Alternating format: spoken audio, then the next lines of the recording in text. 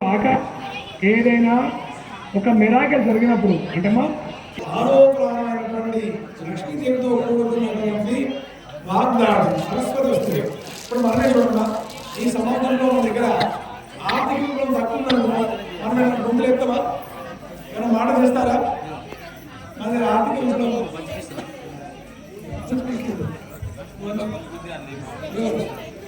అమ్మా కొద్దిగా ఏమైందంటమ్మా,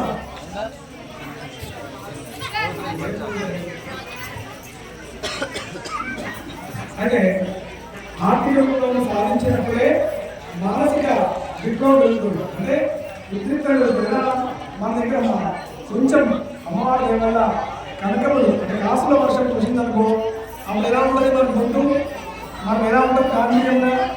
అంటే అమ్మవారు ఏం చేస్తుంటే లక్ష్మి మనం చేస్తూ సంస్కృతి మార్పు ఇస్తుంది. అలాగే ఆకాశంలో నీటి మబ్బులు మేఘావృతమై చిలుకపడ్డప్పుడు సగం ఎండ సగం మబ్బులో ఉన్నప్పుడు ఇందులో తెలాసులో మన దరిద్రం కాస్త వెళ్ళిపోయిన తర్వాత లక్ష్మీ అనుగ్రహం కలుపుతూ సంతాన్ని అనుగ్రహించే తల్లిదండ్రులలో ఆమె వాగ్దే సరస్వతంగా ఎలా ఇప్పుడు మీకు చెప్పగలను.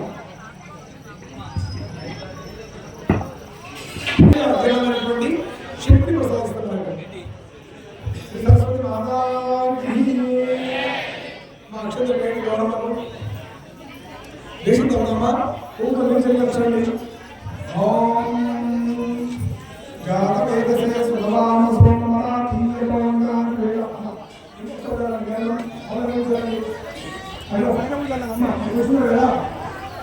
సత్యనారాయణ అక్కడ అమ్మవారికి కలిశాల అమ్మకి అయితే మీరు పూర్తి చేసుకుంటుంటారు.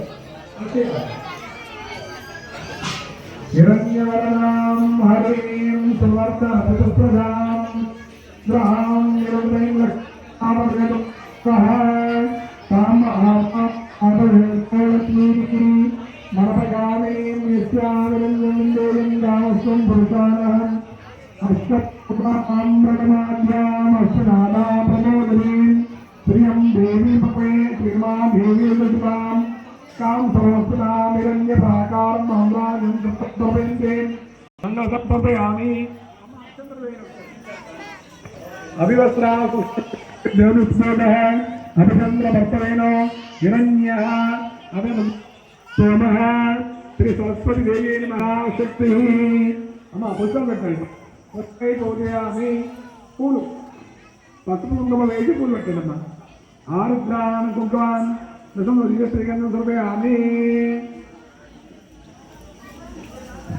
అమ్మ చెప్పండి. ధనుర్ధారాయ చ విద్మహే సర్వసిద్ధ్యై చ ధీమహి తన్నో దారః ప్రచోదయాత్. ఇందాక చెప్పినామా ధనుర్ధారాయ విద్మహే, ధనుర్ అంటే ధనం, విద్మహే సర్వసిద్ధ్యై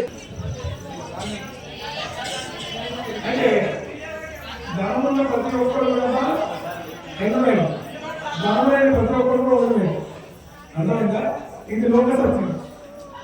ధనమున్న ప్రతి ఒక్కరు అక్కడక్కడ అంటే ఉంది కాబట్టి దాన్ని చూసుకుంటున్నారు. అంటే ఆరోగ్యం అందరూ అంటే ఎలాంటి లగ్జరీగా వెళ్ళాలంటే అమ్మాయి అక్షరంలో అనుగ్రహిస్తుంది. మనం కూడా అనుగ్రహించడం బాధ్యత. కాబట్టి ఏం చెప్తానంటే ధనమైన ప్రతి ఒక్కరు ఎంత అయిపోయినా అసలు ఎన్ని ఉన్నా సరే